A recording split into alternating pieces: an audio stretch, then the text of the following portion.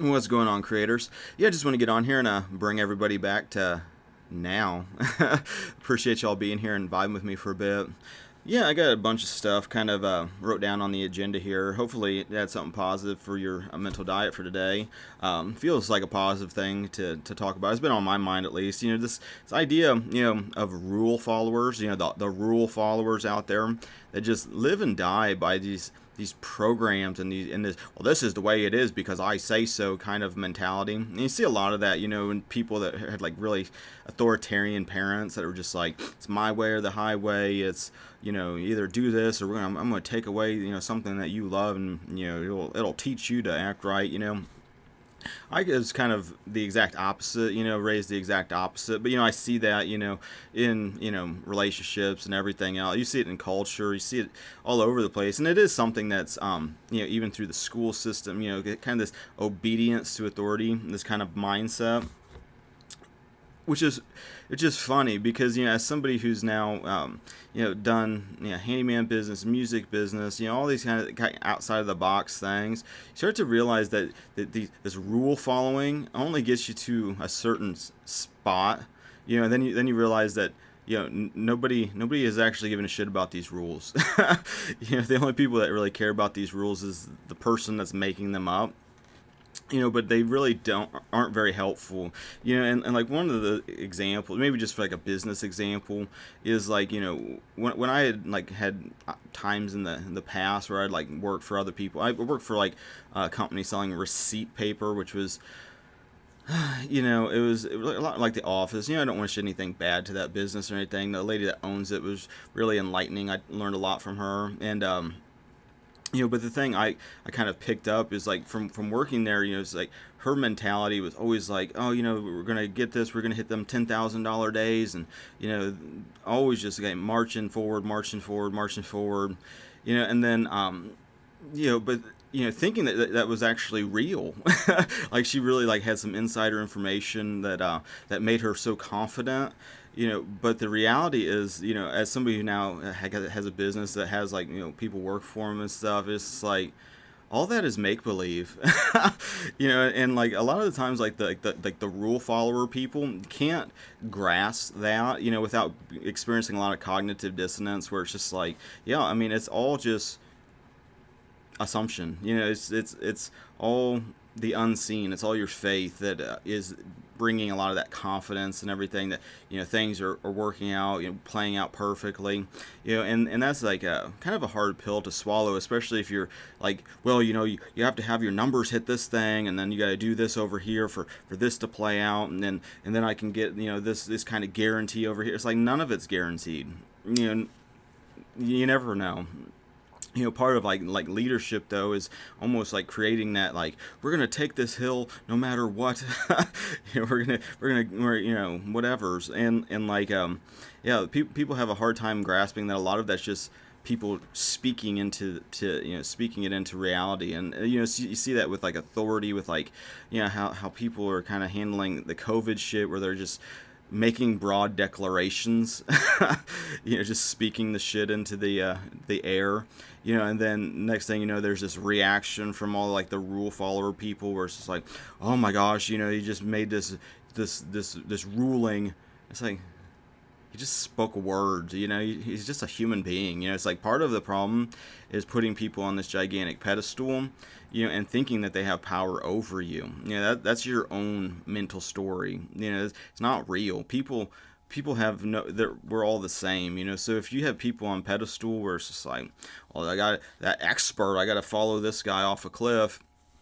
Don't be surprised then when all of a sudden you're in the weeds, you're suffering, you're hearing these mental gymnastics stories that like justify why it didn't make sense inwardly.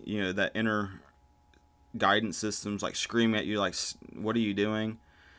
Meanwhile, you keep going over the cliff. And getting out of that kind of mindset is really important. It's important to at least be conscious of that, especially if that's something that maybe you were raised in that environment where it's like that's pretty built into your psyche. To start questioning that more and more. Part of this is not just like flipping a switch, as much as like a repetitive Oh, okay. Well, I learned that when I keep doing this, I keep having this suffering as a result, and yeah, the quicker that you can connect those like kind of things, the easier it is then to just let it go. And like, well, this is not serving, this is not helping, this is bringing more suffering, that more, more unease, more anxiety, more feelings of fear. When ultimately it's all boiling down to just, you know obeying man over obeying God. A lot of this stuff is all biblical, and it's like people are kind of not making that connection, at least from what I'm seeing, in mass. But not to say that they won't. Everything's working out perfectly. And part of this new flow that I've kind of been in is looking at everything through a lens of acceptance. It's like, okay, well, this is where we're at. Doesn't mean that's where it needs to stay, but let's get a good understanding of just the situation to start stewarding what we can to make things a little bit better in our own lives. And when it comes to that, there's a lot we can do, because ultimately God is within us, and we're blessed, and you're blessed, I'm blessed, we're all blessed, and with that, there's nothing we can't be, do, or have.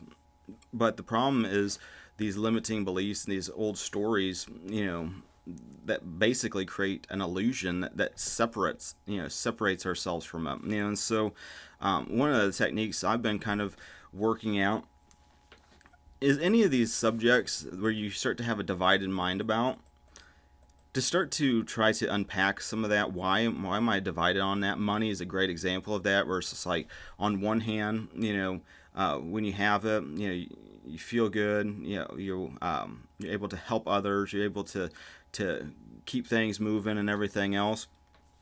But then the other part of it is like, well, yeah, and then you have this, like, I don't feel worthy of it. I want to push it away because I feel like it's bad, because of some, these stories and everything else. A lot of times you think it's bad because you don't realize it comes from God, and so you start to make those connections where it's like, everything that you have is a symbolic representation of your faith.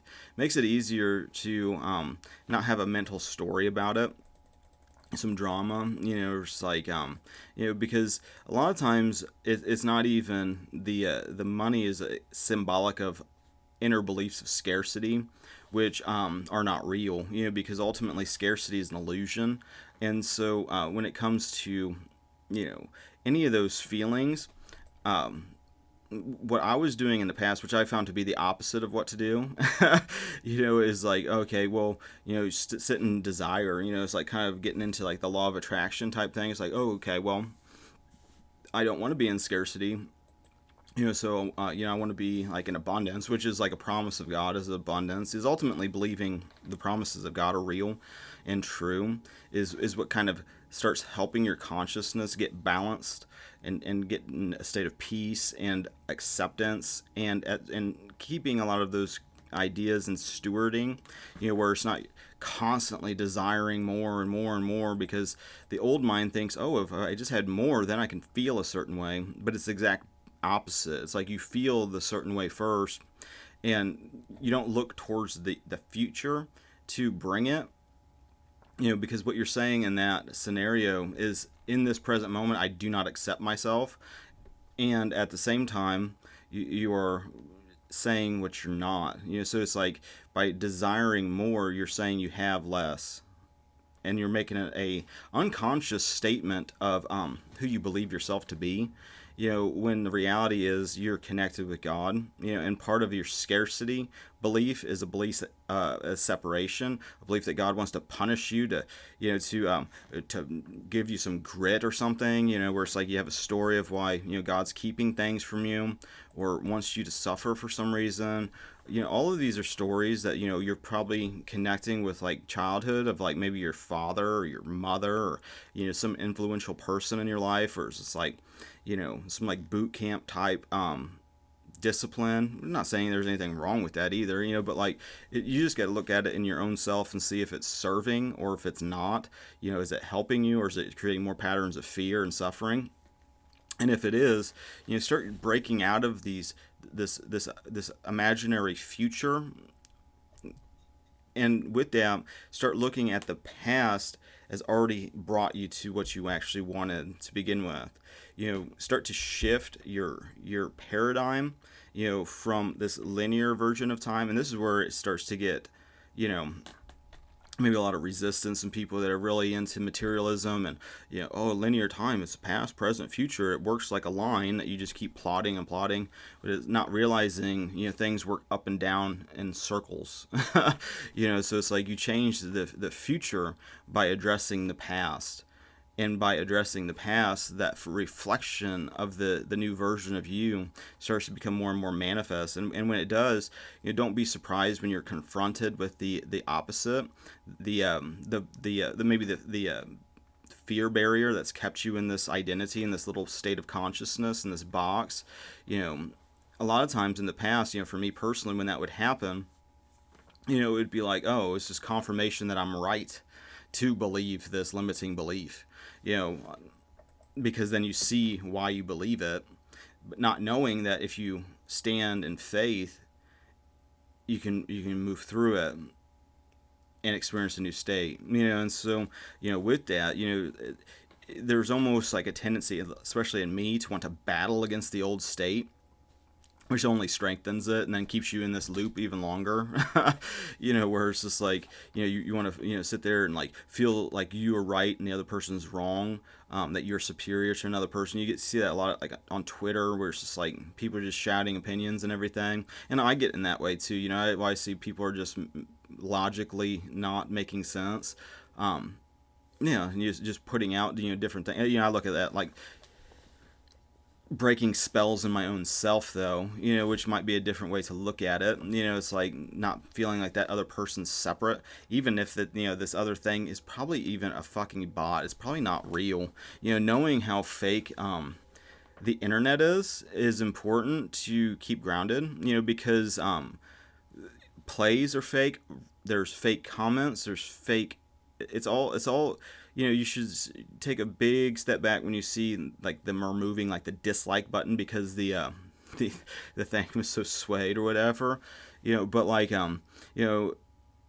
not to sit there and judge and condemn that. It's like, oh shit, but like why would that happen? Why would you remove that because someone's so unpopular? To create an illusion that the narrative, this false narrative, is part of the binary. You get the false narrative, and like is more popular than it actually is. I mean, when the reality is we're all connected. So the stuff you're thinking is the same types of stuff I'm thinking, the same type of stuff others are thinking.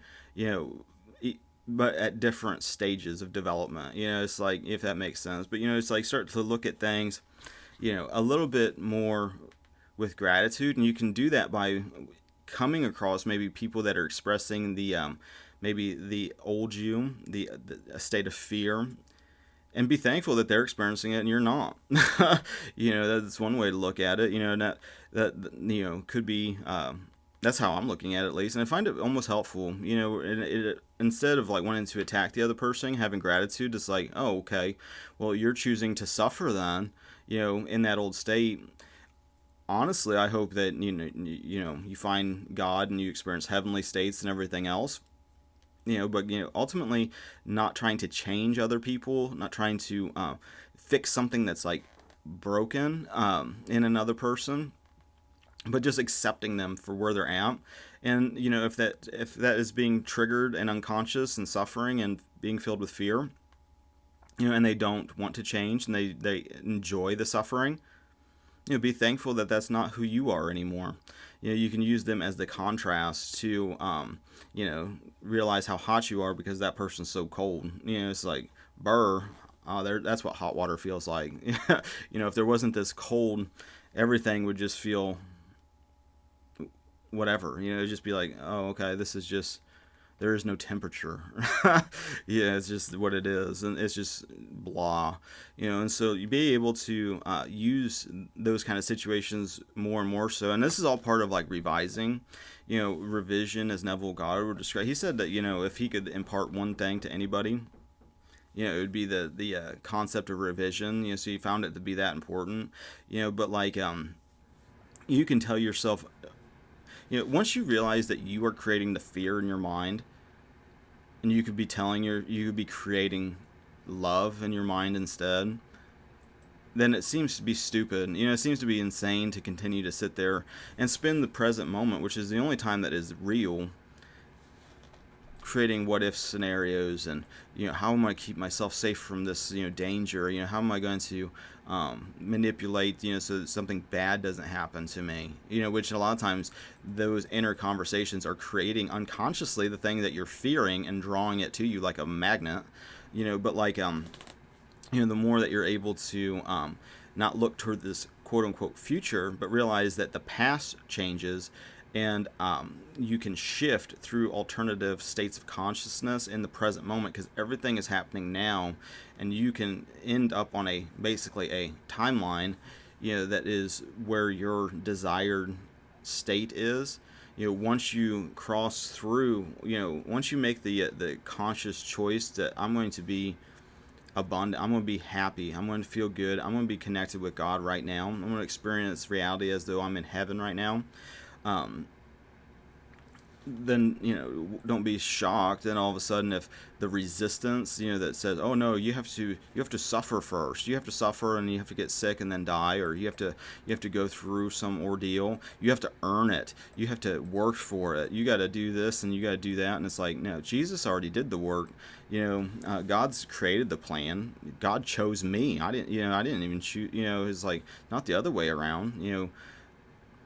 Changing those mental stories, and you can start to do that by reading the Bible for yourself. And what does God say is real? What does God say is possible for you? What does God say about your life?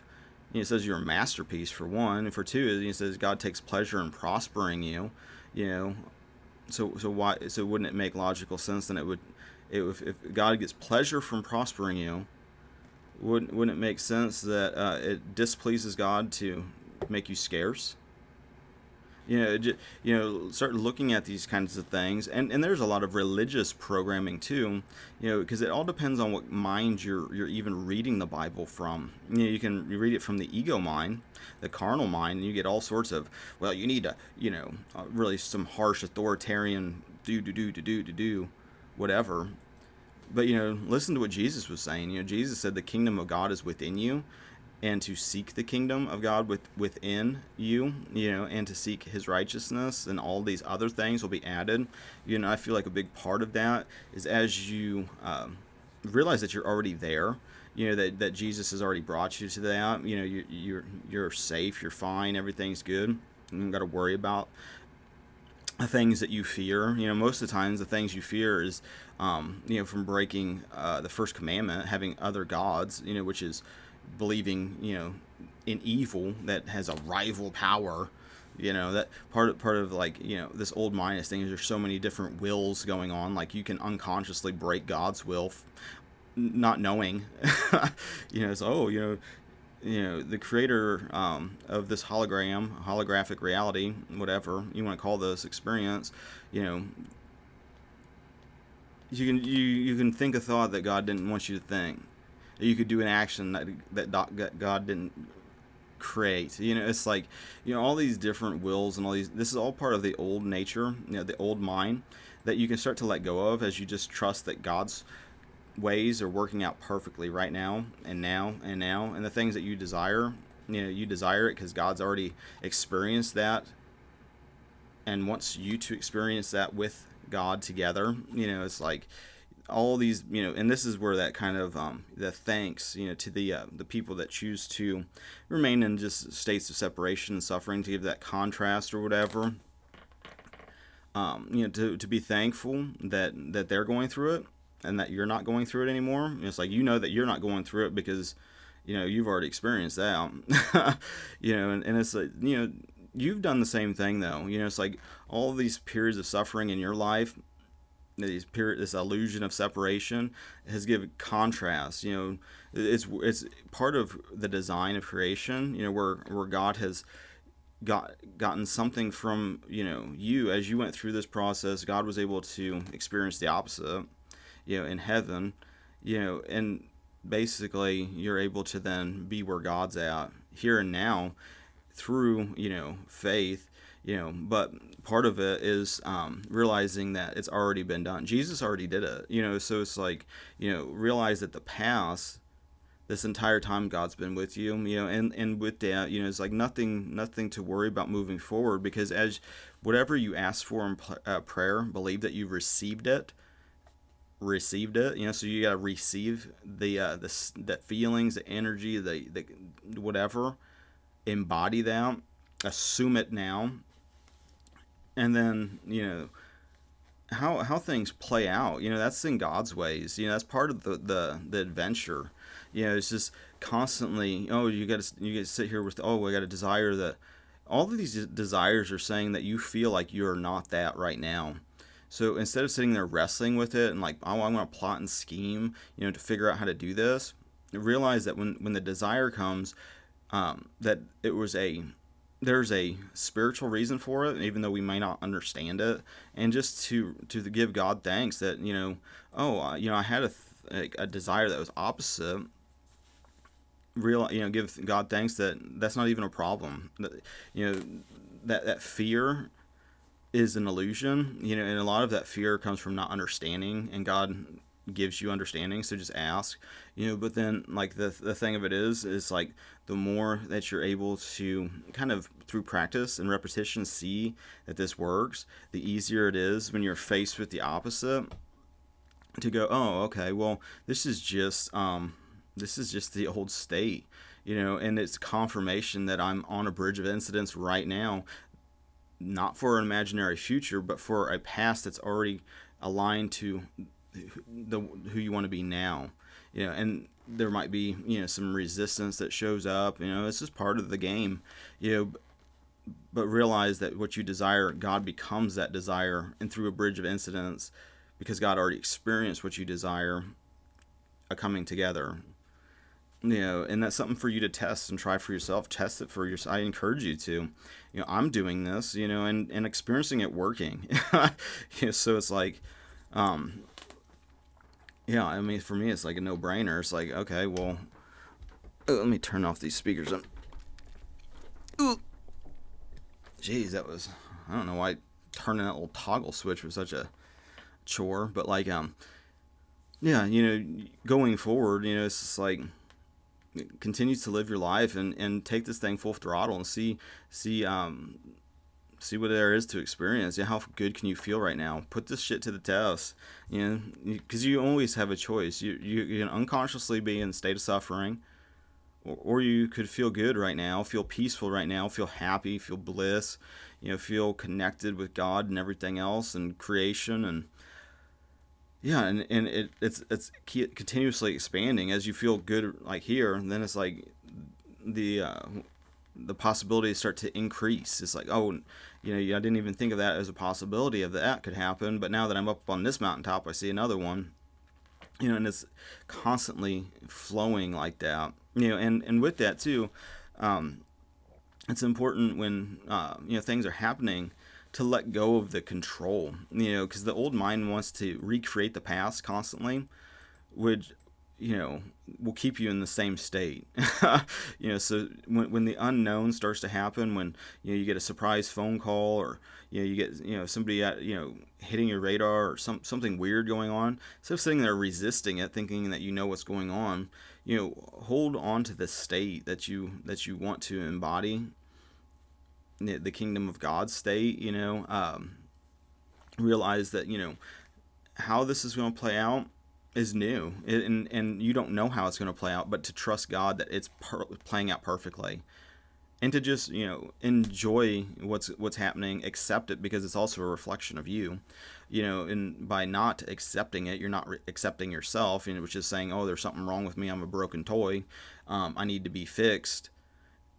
Does God look at you like you need to be fixed? It's like, or does God look at you the way an artist looks at, a creation? It's like, as somebody who does music and everything else, it's like, I think when I started playing the guitar, I don't know, 20 years ago, something like that, there's like a progression. There's like, and even now, I mean, I just learned a couple, like, I don't know, months ago, a year ago, such a blur anymore. But if you're not playing with silence in music, on the guitar at least, it's like you're only playing half the instrument. If you're only trying to cram as many notes into a measure as possible, because that's what makes you good, is how fucking fast you can play notes. You're missing half of it, because without the quiet you got nothing. And so toying around with the idea of silence in what you're doing, it opens up the guitar even more. It's just like a life in a lot of ways, where it's just like you continuously learn new things. It's like you never master it, and unless somebody gives you the title that you've mastered it. But even the people that oh, he's a master chef, it's like, what does that mean? More than likely they don't even view themselves that way. But it's like, how many ways can you cook a chicken? Well, it's like, if that was what you're into, I mean, it's like, well, there's thousands. You can boil it. It's like Forrest Gump. You can boil it. You can barbecue it. You can deep fry it. You can shish kebab it. you can dice it and slice it. You can marinate it. You can just go on and on and on. It's like, I could write an encyclopedia, 1,000 pages on cooking chicken. But like, to the unknown, the person doesn't know. It's like, I don't know. You just fry it up on the oven, I guess. I don't know. Put some salt on it, maybe. But like, yeah, I think I'm gonna balance it. I just want to bring that to you guys' attention. Just this concept, about you are already there. That's part of like aligning the past to the present versus waiting, for the future to unfold. Is like, I find it to be a big stumbling block, and it actually, I feel like, creates more of the undesirable, which I feel like the law of attraction, for me, my experience with it was a lot of manifesting the opposite of desire, but then also realizing that there's something to this. So, because it's not a coincidence when you can constantly be in a state of a desire, immediately, and you notice the same pattern, immediately get the opposite, and then either you persist through it and get through it, or you just like, oh well, this just doesn't work, and then you stay in that old state. But then what seems to work more so is assuming that you are already embodying what you desire to be. And when you feel those maybe just a doubt, I guess, where it's just like, oh, I feel some scarcity creeping in. Instead of like, the old mind would be like, okay, well, I'm going to beg and plead, God, and ask God to whatever, to realize, more and more so, that thanking God that that's not a problem is more, I think, helpful. It's like that God's already solved that problem, that you don't have to worry about scarcity, because that's not who you are. That's not part of your new identity, and so just sharing that with others, hopefully try it out, apply it to your mental diet for today, apply it, to now. Try to experience more states of joy and happiness. Now it's a battle to stay at rest, and realize that God's the one that does the fighting for you. You don't have to force it through. You just have to trust that God's doing it. And so, with that being said, I think I'm about. So, thanks everybody for liking, sharing, subscribing, all the social networking things. And until the next now, God bless. Oh, and I appreciate you guys' spiritual support and your financial support. Thank you for that. Until the next now, God bless.